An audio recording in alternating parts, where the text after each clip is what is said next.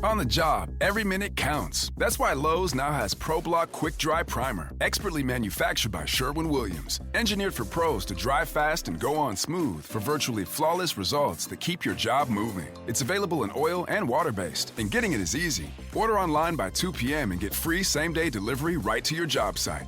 Lowe's, we help, you save. Orders placed after 2 p.m. will be delivered next day. Valid in select zip codes. Subject to driver availability. More terms apply. Having MG can make cooking difficult, but over the years, I've found some really helpful tools and tips that I'm excited to share. Hi, I'm Alicia. I think cooking should always be fun, creative, and of course, delicious. These black bean burgers are hearty, full of flavor, and MG friendly. You're gonna love them. Check out Alicia's Black Bean Burger cooking video and other recipes full of tips and tricks for managing common MG symptoms while cooking, only at mg-united.com. Ready? Let's cook. Criminology is a true crime podcast that may contain discussion about violent or disturbing topics. Listener discretion is advised.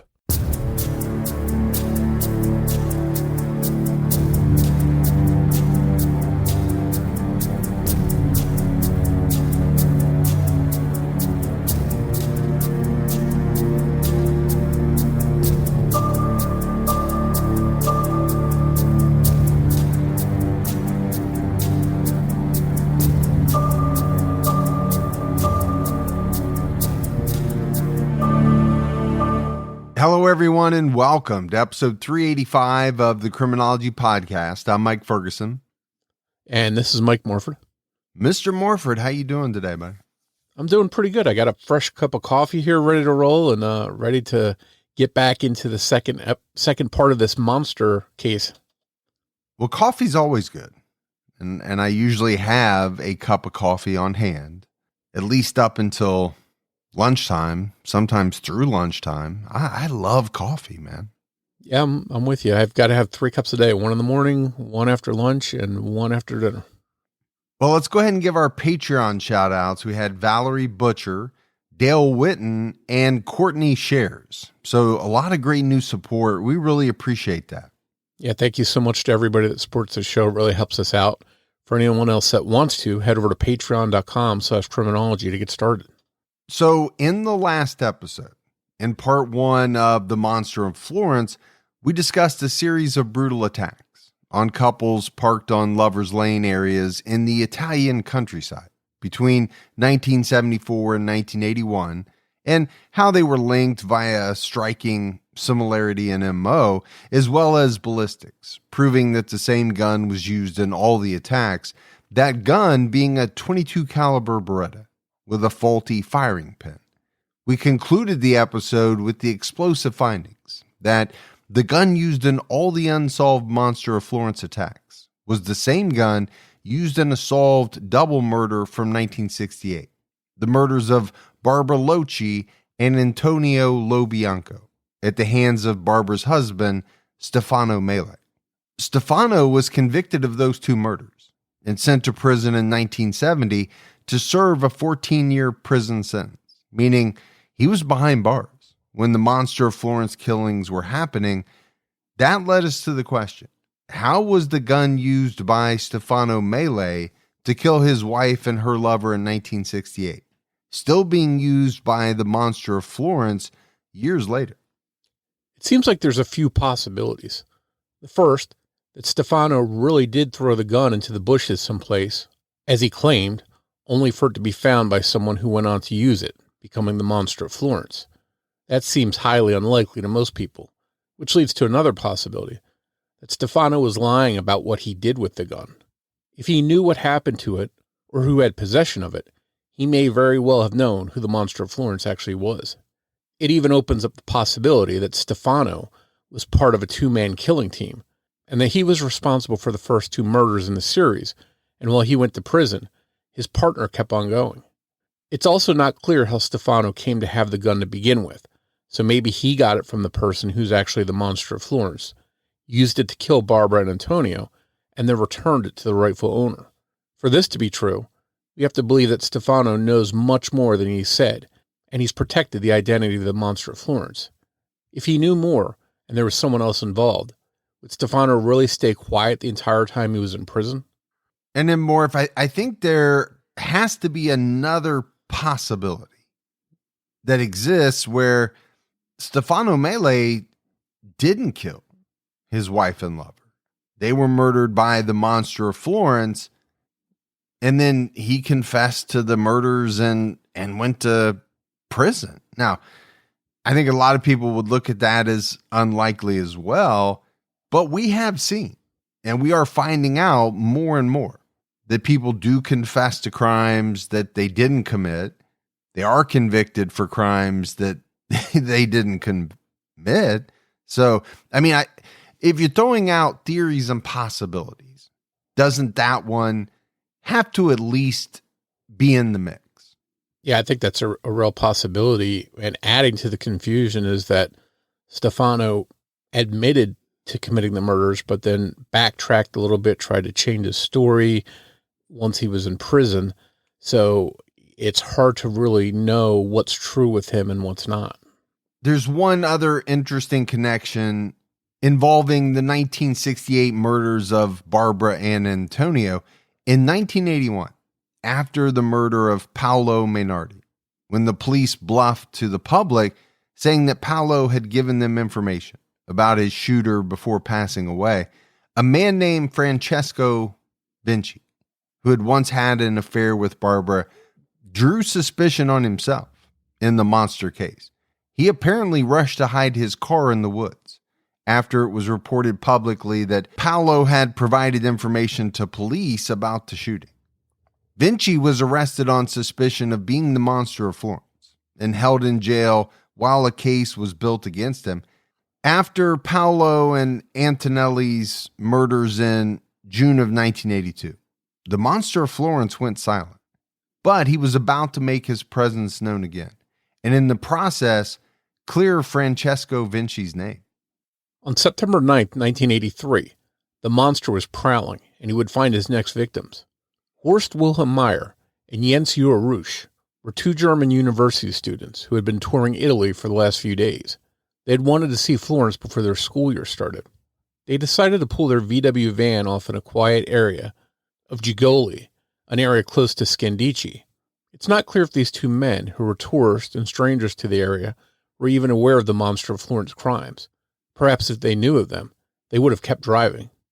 Horst was reportedly in his sleeping bag, ready to turn in, while Jens was listening to the radio with the interior lights on. Without warning, gunshots pierced the window on the passenger side of the van. At least one of the shots hit Horst, who was asleep by this point, killing him instantly. Jens seemed to scramble around inside the small van, trying to avoid the incoming bullets, but was hit twice. Both of the gunshots were not fatal. Cornered and with no way to escape, he was trapped inside the van. The monster opened the unlocked van door, shooting Jens 2 more times, killing him. It's at this point that the killer was probably surprised to find 2 men inside the van, and was probably fooled due to Jens having long hair and a thin build. His silhouette inside the van probably made the monster think he was attacking a man and a woman. It seems at that point, the killer left immediately without trying to drag either victim from the van. The next day, a man named Rolf Reinecke, a local man who happens to be German, drove by the scene when he noticed the German license plates on the van.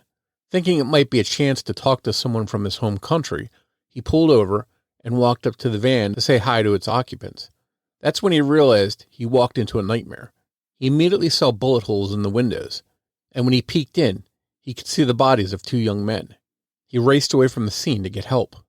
It seems like no good deed goes unpunished. Here's a guy just trying to be friendly, neighborly, sees someone that might be German from his home country, and he's going to stop and take time out of his day to say hi and be nice and exchange, pleasantries. And here he stumbles into this terrible situation, something he probably would never forget. Yeah, I know we talk about it a lot, but it's always interesting to me to think about, these individuals who are just kind of going about their day. They're not doing anything wrong, and they stumble upon, a dead body, or in this case, 2 dead bodies. I just don't know, how that would affect someone and how it would change their lives moving forward. Police descended on the scene, likely anxious or excited that they had their first monster attack in over a year. But the problem was the scene was not well handled or preserved. Some reports say that the scene was not properly sealed off and that dozens of officers trampled through the area. Crime scene photos show more than a dozen people standing in and around the crime scene. 7 shots had been fired, but only 4 casings were recovered. The rest likely lost in the shuffle based on the gunshots through the van window. It was estimated that the killer was likely about 5'9", although it's not clear how precise that estimate is. One piece of evidence that was recovered was a pornographic magazine containing gay-themed material. It was an Italian magazine, and it looked brand new. It wasn't dirty or damp, and it was believed to have fallen from the victim's van.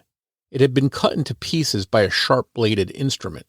This led police to theorize that Horst and Jens were lovers, and perhaps the monster had watched them through the window while being intimate and was enraged. Either way, that detail probably doesn't matter whether they were gay or straight. Horst and Jens were attacked like every other couple while alone in their vehicle on a lover's lane. The only difference was that neither had been pulled out of the van or mutilated. Since Francisco Vinci was in jail when Horst and Jens were killed, he was released since he couldn't be the monster. It was another frustrating event for investigators. And Morf, to me, this is where, ballistics, once again really comes into play in this case. Not that they wouldn't be able to match ballistics anyway, but, this Beretta with the very distinctive, defective firing pin made, matching these murders, I'm assuming very simple from a ballistic standpoint. And you have to think about this guy, Francesco Vinci. I'm sure police were all in on him being the Monster of Florence. But then you have another set of murders that occur while he's in jail. They're positively linked to the monster. So how could it be him?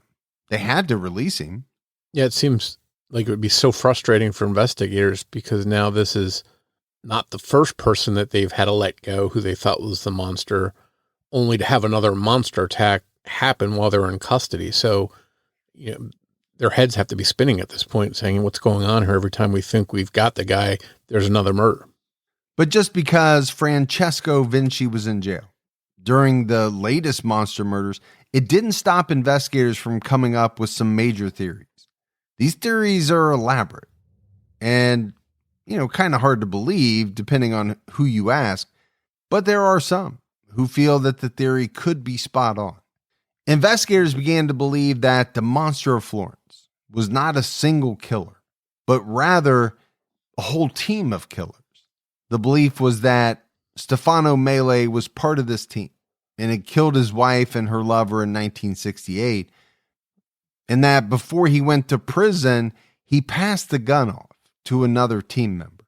They obviously thought another member of the team was Francesco Vinci, who had just been released from jail, but he couldn't have murdered Horst and Jens.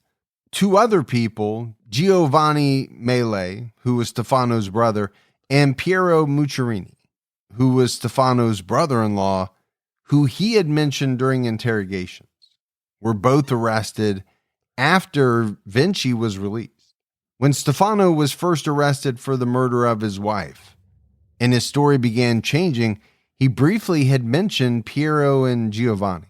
The idea of a team to police explained how they could all be involved, yet murders could still occur when one of the team was locked up. But for this to be the case, you'd have to accept that several people all conspired to commit murders and took part and covered for each other without fear of being turned in by another team member in an effort to get a lesser punishment if it came to that. While police were weighing the likelihood of this scenario, another attack would happen, frustrating them even more. On July 29, 1984, 18-year-old Pietrontini and her boyfriend, 21-year-old Claudio Stefanacci wound up driving out to secluded dirt road in Sagnalese in the commune of Vicchio for some alone time. They weren't there long. It was about 9:45 p.m. when Claudio and Pia climbed into the back seat and started to undress. Without warning, gunshots shattered the back window. 4 bullets in total struck Claudio. Pia tried to climb out of the car but was stuck under the weight of Claudio's body. The gunman shot her twice, including a headshot, which immediately made her unconscious. With both victims immobilized, the monster opened the door and savagely stabbed Claudio 10 times, before stabbing Pia twice in the neck. He then dragged her body out of the car. From there, he used his blade to cut out her pubic area. But this time, he took it a step further, also cutting off part of her left breast. As he fled the scene, the killer ripped off Pia's necklace and cross-shaped pendant. The necklace fell to the ground, but her pendant was taken from the crime scene, perhaps as some sort of trophy. Other than that, they weren't robbed. When Claudio wasn't home by 11 p.m., his mother, Romana, started to get worried. She called Pia's mother, Winnie, and they organized a group of searchers consisting of Claudio and Pia's friends. They searched various Lovers Lane areas around Vicchio. A few hours later, just after 2 a.m., on July 30th, one of Claudio's friends, Piero, spotted Claudio's car. As he pulled up, his headlights shined on Pia's lifeless body. He looked into the car and spotted Claudio dead on the floorboard. Piero immediately went for help. When investigators arrived on the scene, they took care to try and preserve it as best they could. They discovered some kind of circular prints on the car, from where the killer likely leaned on it to brace himself, as well as indentations in the dirt, where he possibly had knelt.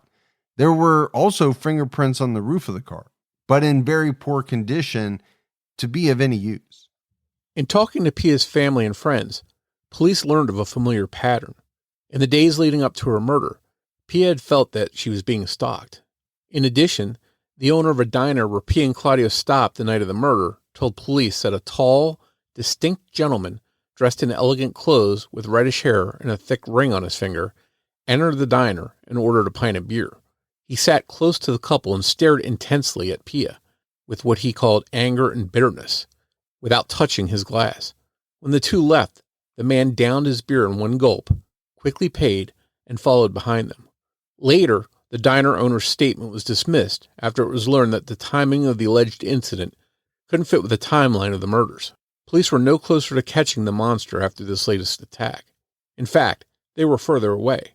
Piero Muccirini and Giovanni Meli, 2 of the murder team that police suspected comprised the Monster of Florence, had solid alibis. They were in jail at the time. This was now the 3rd time that a suspect or suspects were in jail at the time a monster attack happened. Cold mornings, holiday plans. This is when I just want my wardrobe to be simple. Stuff that looks sharp, feels good, and things I'll actually wear. For me, that's Quince. And the bonus, Quince pieces make great gifts too. This season's lineup is simple but smart and easy with Quince. We're talking $50 Mongolian cashmere sweaters that feel like an everyday luxury and wool coats that are equal parts stylish and durable. By partnering directly with ethical factories and top artisans, Quince cuts out the middleman to deliver premium quality at half the cost of other high-end brands, so you can give luxury quality pieces without the luxury price tag. My wife and I have been ordering a lot of stuff from Quince. I love their shorts. I love their joggers. My daughter just bought a whole bedding set from Quince, and she loves it. The quality is so much more than you'd expect for the price you pay. Give and get timeless holiday staples that last this season with Quince. Go to quince.com/criminology for free shipping on your order and 365-day returns. Now available in Canada too. That's QUINCE.com/criminology. Free shipping and 365-day returns. Quince.com/criminology. You know, folks, I'm so tired of gaining weight every winter and struggling to lose it every spring. This year, my goal is a fall slim down. I want a way to stay fit and feel good about myself, but I want it to be all natural. This podcast is sponsored by Veracity. Welcome to an all-natural way to slim down, get energized, and sharpen your focus.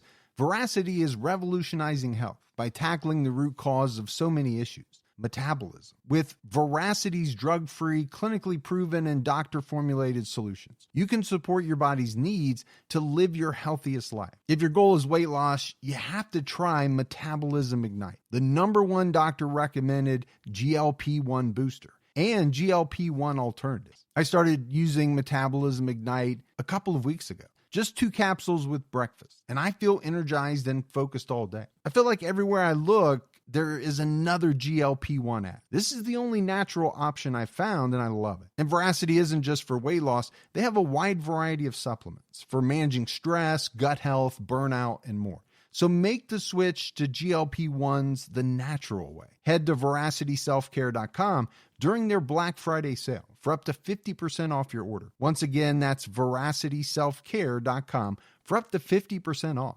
This is Matt Rogers and Bowen Yang from Las Culturistas with Matt Rogers and Bowen Yang. JBL Tour Pro 3 earbuds are for those who don't conform to the standard. Yeah, I mean, if you want to get into some touchscreen technology, how about the smart charging case, clear sound? These are not standard things. You're only going to get them with the JBL Tour Pro 3, baby. And I love the sound of JBL when it goes, "Gong-boo." These earbuds are packed with innovation because you can't stand out by following others. Touchscreen smart charging case for one-touch control, instant EQ customization, true adaptive noise canceling, and the one-of-a-kind audio transmitter, which can plug and play with everything from game consoles to in-flight entertainment. The audio transmitter also allows for JBL Spatial 360 sound that takes any audio and turns it into a 360 immersive experience. What more could you want? First doesn't follow. Grab a pair at jbl.com. So, Morf, we have another brutal double murder, conclusively linked to the Monster of Florence by, both the ammo and the ballistics and all of that. And there's no doubt the MO matches. But to me, it's almost like, and you do see this with some serial killers, yeah, the MO is there, but they start to, I'll say, branch out, for the lack of a better term. There's mutilation to the pubic area of Pia, but then he also cuts off part of her left breast. And he seems to take what most, I think, would believe to be some type of trophy. And there's no robbery, so, I mean, what else are authorities to conclude, right? This guy, his main purpose is murder. This is not murder in the commission of a robbery or something else. This is just plain murder, and very sadistic on top of it with the mutilation. And to me, that's the part that makes it seem hard to believe that this could be some kind of team doing these murders. Because even if you buy into the possibility, the theory that a bunch of people could get together and target these lovers in these isolated areas, it's a whole nother leap, at least to me, to think that they would go as far as mutilating the victim. That just seems like something over and above that's very disturbing. And I just get the vibe from it that it's a serial killer, a single person, and not some team. Yeah, I don't think you can say the team thing is absolutely out of the question, but it does seem implausible. The things we're talking about here that this killer is doing, they seem like something that a lone person would do. It seems like a solitary act, not something done with another person. Not to say that it couldn't happen. It just, I'm with you. It kind of seems like that to me. And I do want to touch on, just for a minute, this idea that, Pia told people she was being stalked. Right? We've heard that before in this Monster of Florence series. You have this very interesting guy and the kind of staring at, the diner. Now I get it. The police thought it didn't fit the timeline. Most likely they were seen alive after this incident, but that doesn't mean the killer couldn't have kept on following them and struck later on. So I don't know all of the details of why they dismissed this diner owner's statement, but it seems to me like there could be something there. Yeah, definitely. And I also wonder, could some of the other victims have been stalked and maybe just not noticed it and told people about it? And then if that's the case, it seems like there's more of a planning to this, and there's not really a randomness to it. Investigators had to be beyond frustrated at this point. I mean, we have a series of murders, double murders. They've got a number of suspects. They've arrested, quite a few people here. It would be over a year later that the next attack would come. The exact time and date of this attack isn't known. It happened sometime between late on September 6th and early on September 8th, 1985. 36-year-old Nadine Morio and her boyfriend, 25-year-old Jean-Michel Kravitchvili, both of Audincourt, France, decided to go camping in the Italian countryside. They arrived in Italy on the 4th and had been touring the northern part of the country. They brought a tent and supplies and set their tent up near a wooded area of Scopetti, a fraction of San Cassiano Val di Pesa. At some point during their stay in the tent, the monster arrived, and perhaps while they were making love or asleep, he tried to catch them off guard and cut a hole into the tent. It was a doubled-wall tent, so he had to cut a second time. Perhaps the couple heard the cutting or was alerted to his presence, so he began firing indiscriminately into the tent 5 times. 4 of those shots hit Nadine and killed her instantly.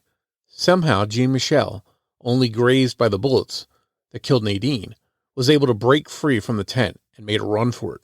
The killer chased behind him, shooting as he ran, only hitting him in the elbow. Possibly out of bullets, the killer then pulled out his knife and caught up to Jean-Michel, stabbing him 12 times, leaving him where his body dropped. The monster walked back to the tent and stabbed Nadine in the neck to ensure she was dead. He then pulled her out, stripped her clothes off, and sliced away at her pelvic area and then at her left breast. From there, the monster deviated a bit from his routine. He actually tried to hide the remains of his 2 victims. He put Nadine in the tent and tied it closed before moving Jean-Michel's body behind some bushes and covering it with nearby trash. On the afternoon of September 9th, a mushroom hunter stumbled upon Jean-Michel's body and raced to get help. Responding investigators then found Nadine's body in the tent and immediately knew that the monster had struck again. The next day, on September 10th, the case took an even darker turn. A letter arrived at the office of the public prosecution of Florence. The letter was addressed to public prosecutor Silvia Della Monica. She was the only woman to ever work the Monster of Florence case, and she was the person who decided to release to the public that a victim had shared information with them about the killer before they died, despite it not being true. The address on the envelope was made up from cut-out newspaper pieces, like an old-time ransom note. Inside the envelope were 2 pieces of paper that had been glued together to form a pocket, and within that pocket was a chunk of human flesh. Testing revealed that it was the breast tissue from Nadine's body. The killer had now evolved and was reaching out to the authorities. This was the only confirmed letter mailed by the Monster of Florence, although other letters thought to be hoaxes would be received. And we talked about the authorities being frustrated. I mean, how could they not be? They have this guy out here, killing people. They can't catch him. He's obviously a very sadistic person. And now, as you said, Morf, it seems like he's evolving. He's evolving into now taunting the authorities. Imagine opening up a letter and it contains the human flesh of a victim. Number one, it's sickening. But I think number 2, it's like he's laughing at them. You can't catch me. I'll continue to do this sick stuff and you're helpless. Yeah, we've mentioned how this case mirrors the Zodiac. It's been called Italy's Zodiac case.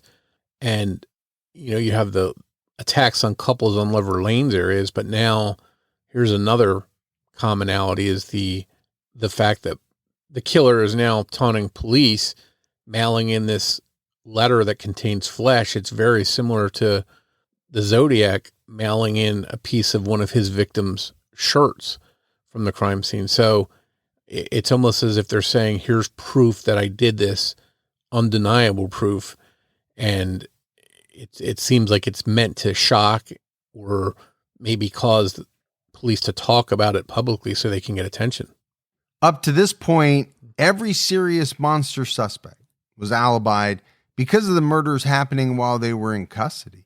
Police felt that a team of people committing the murders was still a possibility. Now another suspect was being added to the team. Judge Mario Rotella became convinced that Francesco Vinci's brother, Salvatore, who had been both Barbara and Stefano's lover at points, was somehow involved. In the Netflix film, they really lean into this possibility. Salvatore's first wife had died under mysterious circumstances, and her death was thought to be suicide or an accident related to natural gas. But many people believe that Salvatore actually killed her. Salvatore was eventually charged in his wife's death, but at trial he was found not guilty. And Morf, the one thing that jumps out at me, and I'm sure a lot of people, is it seems as though, the authorities are kind of really, I don't know if all in is the right term, but they're really into this kind of team theory. So much so that every time there's another attack, another set of murders, they just rush to, grab up another suspect and kind of add them to the team, right? Because there has to be somebody else. And that's pretty frightening that they're arresting them without something solid linking them. There's no eyewitness. They're not caught with a weapon that matches the murder weapon. They're just randomly picking these guys up because something on the surface at least sounds compelling, but there's no real evidence. And if you watch the Netflix movie they do on this case, it does demonstrate, which a lot of people have said, that in real life, these guys that were charged were not nice people. They had a lot of flaws, issues, very abusive in some cases, some of them criminal histories, things like that. So they weren't good guys by any stretch, but I think there was nothing solid that proved they were the Monster of Florence either. With the monster team theory being almost impossible to prove, police began looking at more traditional lines of inquiries, including looking at people who committed similar crimes. Due to an anonymous letter, a man named Pietro Piacciani became the main suspect in 7 of the double murders. He had once committed a murder quite similar to the Monster of Florence murders. In 1951, he saw his girlfriend heading into a makeout spot with another man and attacked them, reportedly after seeing her expose her left breast. He stabbed the man to death and then sexually assaulted his girlfriend. He spent 13 years in prison for that murder. The time behind bars didn't reform him. He abused and sexually assaulted his wife and daughters after he was released from prison. This guy, Piacciani, lived near some of the murders, was known to be violent, and his crime somewhat fit the MO.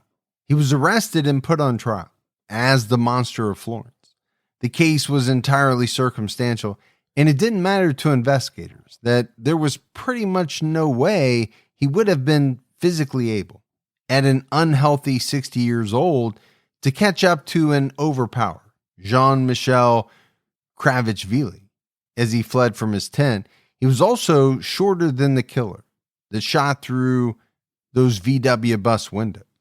Despite there being no solid evidence against Piacciani, in 1994, he was convicted and given 14 life sentences. In 1996, the verdict was overturned, and Piacciani was released from custody pending a new trial. He maintained his innocence until the day he died, in 1998. With his death, the authorities were once again back on the monster team theory, and 3 alleged co-conspirators were put on trial: Mario Vanni, Giancarlo Lodi, and Giovanni Faggi. Giancarlo Lodi also confessed to the crimes, first implicating Mario Vanni and Pietro Piacciani as the guilty parties, before ultimately implicating himself too. A search of Pietro's home and property uncovered one single unspent round, identical to the casings found at the murder sites. However, it was later found that the bullet had been deliberately placed there to influence the investigation. In 1998, Giancarlo and Mario were found guilty. Mario Vanni was sentenced to life in prison, and Giancarlo Lodi was sentenced to serve 30 years. Tried separately, Giovanni Faggi was acquitted twice, once in 1998 and again in 1999. In 2000, Giancarlo Lodi's sentence was reduced to 26 years. He passed away in 2002. Mario Vanni died 5 years later. To this day, his family continues to fight to clear his name. One of the lines of inquiry coming from some of what Giancarlo Lodi told investigators ended up involving some of the same investigators listeners may recognize from the investigation into the murder of Meredith Kircher, namely Giulio Mignini. Giancarlo claimed that a doctor was hiring people to acquire female body parts and organs to use in satanic rituals. The rituals were not part of Lodi's original statements. This caused investigators to look into Francesco Narducci, a doctor from Perugia who died just 1 month after the final murders, attributed to the Monster of Florence. It was initially believed that Narducci either took his own life or accidentally drowned in Lake Trasimeno. And as far as we can tell, that is still the official ruling to this day. But when his body was exhumed in 2002, some investigators saw what they believed were signs of strangulation. Rather than being a suspect, investigators began to wonder whether Narducci could have been killed because he knew too much about the group responsible for the murders.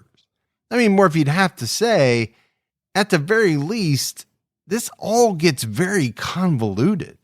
I mean, you have a bunch of different guys swept up by police, tried, thought to be part of a murder team. But what is it all based on? You know, there seems to be very little evidence. And the evidence that I think was used, at least in one case, was found to have been planted. Yeah, and I think it was that, especially the planning part, that opened up scrutiny. A lot of people theorize that there's somehow mishandling of the case intentionally by police, that there's a cover-up, that, again, they planted stuff to try and, steer the investigation in one way or another. And at the end of the day, I don't think there's anything physical evidence-wise that connected to any of these men. No fingerprints, no gun found in their possession, no eyewitnesses that saw them at one of the sites. So for them all to get arrested all these different times and for some of them to even be convicted, it's pretty frightening. This is Matt Rogers and Bowen Yang from Las Culturistas with Matt Rogers and Bowen Yang. JBL Tour Pro 3 earbuds are for those who don't conform to the standard. Yeah, I mean, if you want to get into some touchscreen technology, how about the smart charging case, clear sound? These are not standard things. You're only going to get them with the JBL Tour Pro 3, baby. And I love the sound of JBL when it goes, "Gong-boo." These earbuds are packed with innovation because you can't stand out by following others. Touchscreen smart charging case for one-touch control, instant EQ customization, true adaptive noise canceling, and the one-of-a-kind audio transmitter, which can plug and play with everything from game consoles to in-flight entertainment. The audio transmitter also allows for JBL Spatial 360 sound that takes any audio and turns it into a 360 immersive experience. What more could you want? First doesn't follow. Grab a pair at jbl.com. 'Tis the season for identity theft. This time of year, most of us are checking off our holiday gift lists. But guess what? Identity thieves have lists too, and your personal information might be on them. Protect your identity with LifeLock. LifeLock monitors hundreds of millions of data points every second and alerts you to threats you could miss by yourself, even if you keep an eye on your bank and credit card statements. If your identity is stolen, Your own U.S.-based restoration specialist will fix it, guaranteed, or your money back. And all plans are backed by the $1 Million Protection Package. The last thing you want to do this holiday season is face drained accounts, fraudulent loans, or other financial losses from identity theft all alone. Make this season about joy, not identity theft, with LifeLock. Save up to 40% your first year. Call 1-800-LifeLock and use promo code IHEART. Or go to lifelock.com/iHeart for 40% off. Terms apply. Eventually, two men who wrote a book about the Monster of Florence, Mario Spezzi and Douglas Preston, were charged with interfering in an investigation, and Spezzi was actually briefly accused of being the Monster of Florence. It almost seems more of like there is no end to people who were accused of being involved with this series of murders. It's been stated that all of the murders took place on the night of a new moon, when it was darkest outside. But Stefano Baldi and Susanna Cambi were killed on the night of a waning crescent, where there was a little bit of light. It's also commonly stated that all of the murders took place on Saturday nights, but that isn't true either. The murders of Barbara and Antonio, the very first murders, were on a Wednesday, and Stefano and Susanna were killed on a Thursday night. There's really no ritual or established pattern to it. Many people don't believe that the Monster of Florence was ever caught. At least he was not one of the many people hauled in and looked at. Some believe that authorities were on the right track, though, in regards to the Vinci brothers. There are some, including Mario Spezzi, who believe that one of Salvatore Vinci's sons committed most of the murders. He would have only been 8 years old when Barbara and Antonio were killed, and just 15 for the next murders. But there are slight differences in some of the killings. For example, while the women were usually found outside the car, some were dragged, but Carmela was carried away, as if her killer may have been stronger than whoever committed the other murders. Again, this is just a theory by some with no real proof to back it up. And I get it that this guy Mario Spezzi wrote a book, but to theorize that, this kid at 8 years old began killing couples. I don't know. That's pretty far out there for me. Not saying that an 8-year-old, I guess, couldn't do it, but it doesn't seem very plausible. Yeah. I mean, this is such a crazy case with so many things that just don't make sense. So many people brought in out of the blue, only to be released later. Who knows? Maybe in this kind of case, something like that might be true. Apparently, Spezzi's suspect was out of the area during that long gap between 1974 and the murders in the 1980s.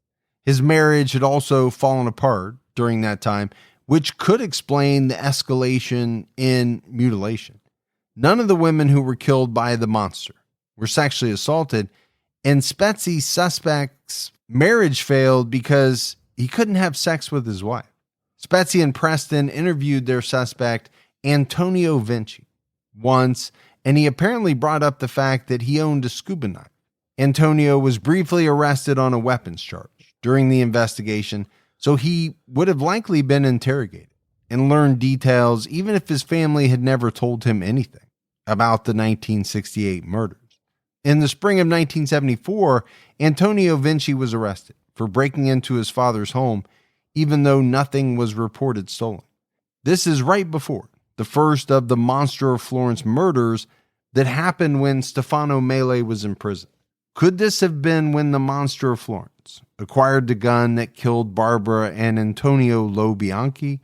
This would mean that the gun likely belonged to one of the Vinci family members and not Stefano Mele. But why would Stefano confess if he wasn't guilty? Maybe he was involved. Maybe he was afraid for himself or for Natalino. And I did have that thought, Morf, when we talked about it earlier.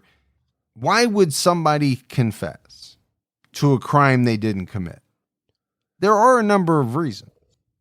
Pressure during an interrogation. We've seen that now time and time again, can cause some to just want to get out of that room so badly that they'll say anything. But, the other thought I had was if someone had threatened his son, that could make, a person confess to a crime as well. I mean, there's not a lot we wouldn't do for our kids. To me, there's not many reasons why you would confess to a murder and go to prison for it, but protecting a close family member, especially when you're kids, is one reason where I could see that happening. Many people believe that Stefano Mele was at the crime scene and that he did fire a gun, but that he wasn't the one responsible for the fatal shots. It was more about making him so complicit that he couldn't turn on the real killer, and this is why he failed the paraffin glove test he was given. If Stefano was at the scene and somehow was complicit in his wife's murder, even if he didn't pull the trigger, he couldn't come clean about one of the Vincis being the real killer, because the rest of the family would be able to harm his son Natalino. It's very interesting that an anonymous tip led to the monster case being connected to the murders of Bartolocci and Antonio Lobianco in 1968. How did someone know that these cases had anything to do with each other? That case was pretty much wrapped up neatly with a bow. An angry husband killed his cheating wife and her lover, something that we see all the time. We've covered in many cases where that exact thing is what happened. So it seems that there was someone who knew that the gun used in the solved 1968 double murder was the same gun being used by the Monster of Florence. But how could they have known that? And who would that have been? And I think if you can answer that question, that would go a long way into kind of clearing up what is undoubtedly a very muddy case. You'd have to say that, because to me, whoever has that knowledge, they know a lot more. Yeah, we mentioned how this is a mystery within a mystery. You know, one mystery being who's doing these Lover's Lane murders, but the mystery that might solve that one is how is the connection there between the solved 1968 murders and these unsolved murders, and who brought that tip forward? Yeah, because you would think they would likely know who the Monster of Florence is. It's also pretty interesting that despite protocols at the time to dispose of or destroy evidence, the shell casings, which were the only thing that could definitively prove that the cases were connected, were still in evidence. And not only that, they were still neatly attached to the case file after all that time. This has fueled speculation of police planting evidence to point the investigation in a certain direction. As we learned, someone did plant a bullet in Pietro Pacciani's yard to try to frame him for the murders. It's not outlandish to think that this person did it more than once, or that more than one person had the idea to be quote unquote helpful in the investigation. It's also possible that this was an attempt to try to free Stefano Mele by turning Barbara and Antonio's murder into a very early Monster of Florence killing. It could have even been a tip from the monster himself, trying to make sure that the cases were connected. If you knew that you came into possession of a murder weapon, anything you did with it would be harder to trace back to you, because you could point to a murder that you had no way of being involved in. In 2017, a theory emerged that the San Francisco Zodiac killer and the Monster of Florence were the same person. The suspect, developed by journalist Francesco Amiconi, was a man named Joseph Bevilacqua. After retiring from the U.S. Army, Bevilacqua moved to Florence, Italy in July 1974. This would put him in the country for all of the murders, other than the 1968 killings of Barbara and Antonio. He was actually a witness in the trial of Pietro Pacciani and had known him since the 1980s. Authorities feel so sure that Bevilacqua was not the Monster of Florence that Amiconi was actually ordered to pay fines to his family for defaming his name with accusations. Joe Bevilacqua passed away on December 23, 2022, with nothing really linking him to the Monster of Florence or Zodiac case for that matter. And I don't know if we talk about it all that much, Morf, but this is one of those things that, does kind of happen in some of these more infamous unsolved cases, right? There are a lot of people whose names get dragged through the mud for what is very little, if any, in the way of hard evidence. It oftentimes it's just a theory. Yeah, and I think that can take different forms, whether it's online sleuths just trying to as a group solve a case, or if it's the police just rushing to put a killer behind bars and hope they got the right guy. I think we've seen in this case, especially, how many people were looked at and considered as being the monster. Well, for me, online sleuths are one thing. You're going to have a lot of names bandied about, right, in some of these big unsolved cases. But for a journalist to actually come out, to put it out there, that to me is a different story. Whatever theory listeners may believe, or whatever suspects they find compelling, the last confirmed Monster of Florence murders happened in September 1985. It's interesting that most of the leading theories include groups of people being involved rather than a single killer operating for more than a decade. And I think the real question here is, will the true monster or monsters ever be revealed? Suspects, witnesses, and early investigators are getting up there in age. Many have already passed away. If this case is solved all these years later, it's likely that it will have to come down to DNA. DNA from items handled by the killer, maybe from the casings, the letter he mailed, some other evidence. Then again, after all these years, you really have to wonder, how well was that evidence handled and stored? Can it still reveal answers to one of the most infamous cases in the annals of true crime? I think only time will tell. And unfortunately, that is true in a lot of these big time unsolved cases, right? We got to wait and see. But the one thing I will say is I am so much more hopeful that some of these cases will be solved now than I was, let's say, 8-10 years ago. I think, the Golden State Killer had a lot to do with that. Just the technology now means that there's a much greater chance that some of these can still be solved. It seems like every week there's old cases being solved, 30, 40, even 50 years old, and DNA is responsible for a lot of that. So hopefully there's evidence in this case that has been preserved and has enough matter there to be examined and conclusively solve the case. But I think in this case, I think there will always be people that question the results, even if it is solved, because there's just been so many people named and arrested only to be let go. Some were prosecuted, went to prison for the murders. So I think there's always going to be questions and people that don't trust the outcome in this case, if there is an official identification ever made.